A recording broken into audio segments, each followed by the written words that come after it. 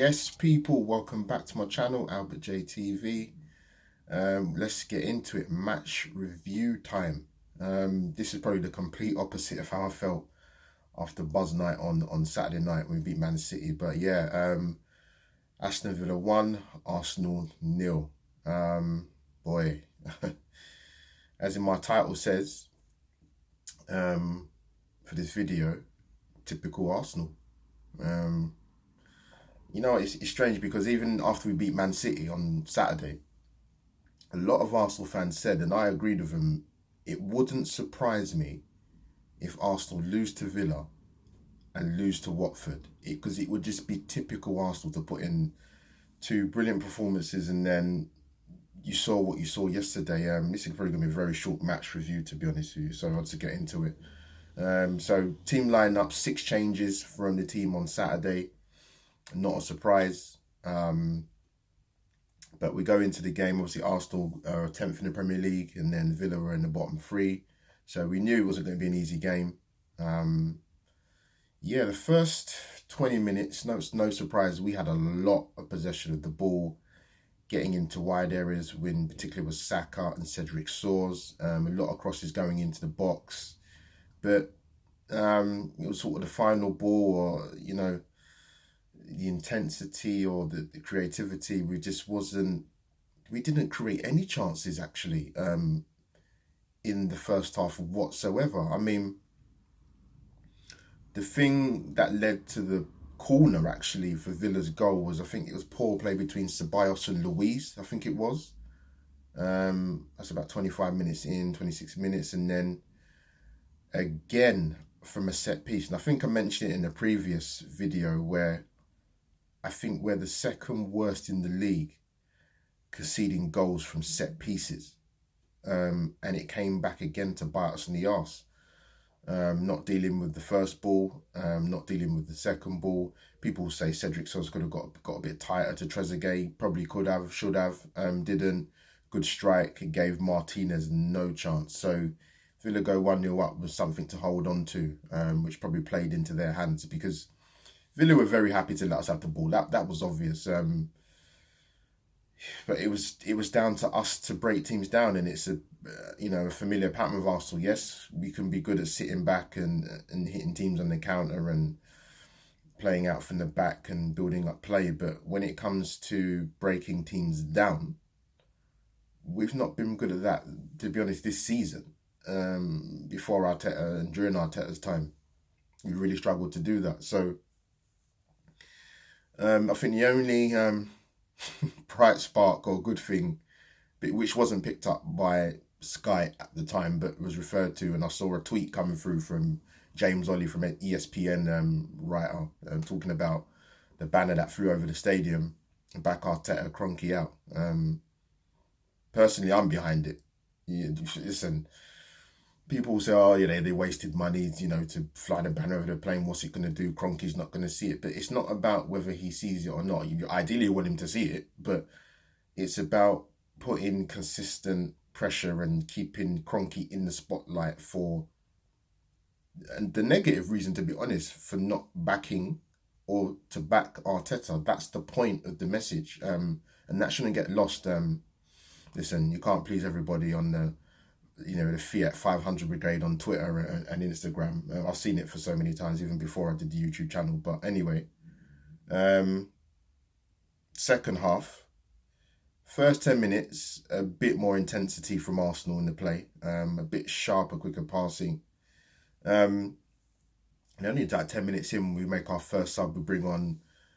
No, we didn't actually. He came on. He came on to the start of the second half. Sorry, I apologise. Xhaka for Torreira.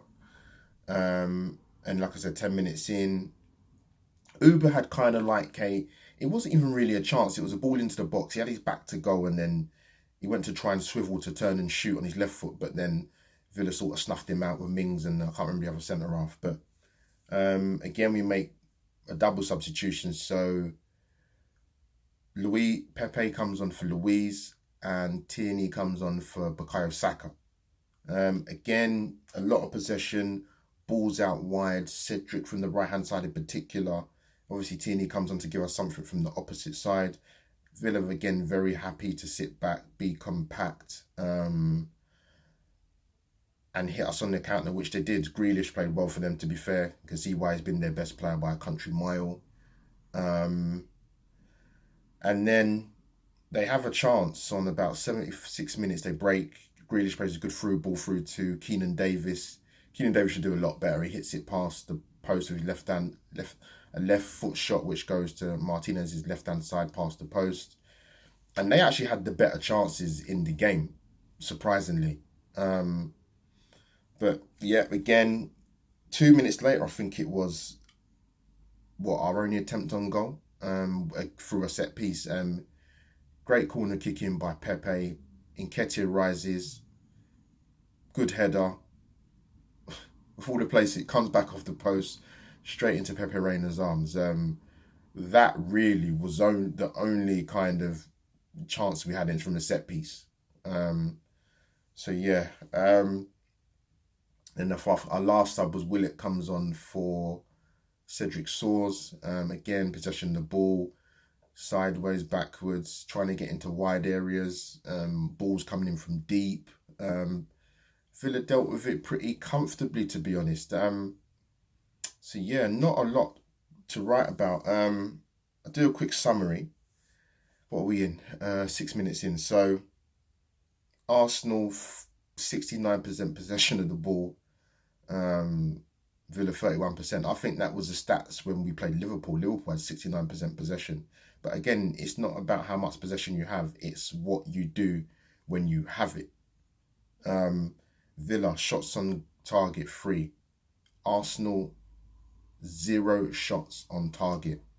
And I think that speaks volumes.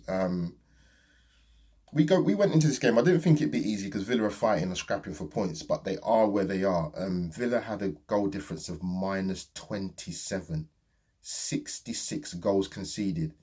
They hadn't been out of the bottom 3 since February this year.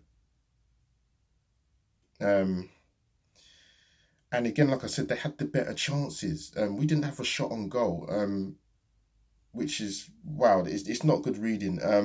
And the thing is, I saw a thing, Cedric had about 11 crosses in the match. Like people saying like the crosses weren't great or, they're a bit overhit or whatever. But I look at it and flip it from the other point of view in the sense that I thought the movement of the front 3 was awful. If the cross doesn't find you, make the cross, make the near post run, make the back post run. But they was just static. Nketiah, Laka and Uber. There was no movement, 0 movement actually. Our worst finish in the Premier League for 25 years. 94-95 was our worst finish. We finished 12th in the Premier League. I was still in secondary school then. That shows how long ago it was. Wow. We've had 3 managers in 1 season. Emery, Freddie interim. Mikel's coming in December. And you know what? I think yesterday was a reminder, a stark reminder actually.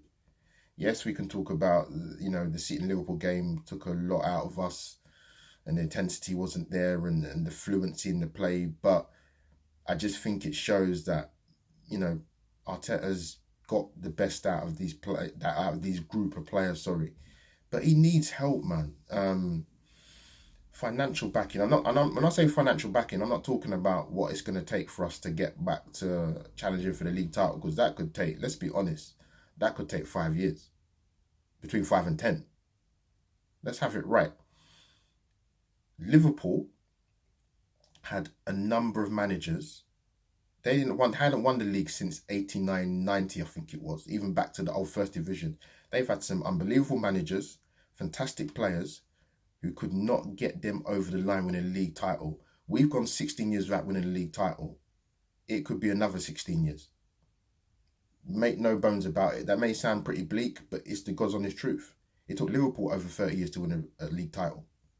They hadn't even won a league in the Premier League until now. So Mikel's got a big job, man. The FA Cup final was going to be a big game anyway against Chelsea, but it's even bigger now because it's our only route into Europe. We sit in 10th in the league, man. Wow. Yeah. So I wasn't going to say to you guys, who was your man in the match if you even did have one? I'll be honest with you, Arsenal were that poor. I don't even have a man in the match for Arsenal who played well, if I'm being honest.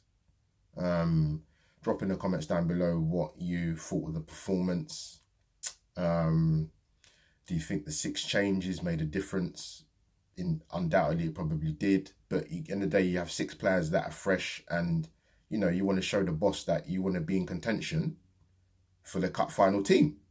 But yeah, it wasn't a great watch, to be honest. What else can I share with you? Yeah, so again, like I said, possession is not everything, as we've seen again. And we didn't create a shot on target, man. Wow. We've got Watford on Sunday. Let's try and finish the season with a win. Yes, they are absolutely fighting for their lives, Watford, but they're in the bottom three for a reason, just like Villa were, and we still couldn't capitalise. So, yeah. So we finish off, yeah. Like I said, guys, you know the drill. Click, like, share, subscribe my content, hit that subscribe button right there where the watermark is. This is me, Albert J TV, over and out. Hashtag Aston Villa 1, Arsenal 0. Roll on Sunday.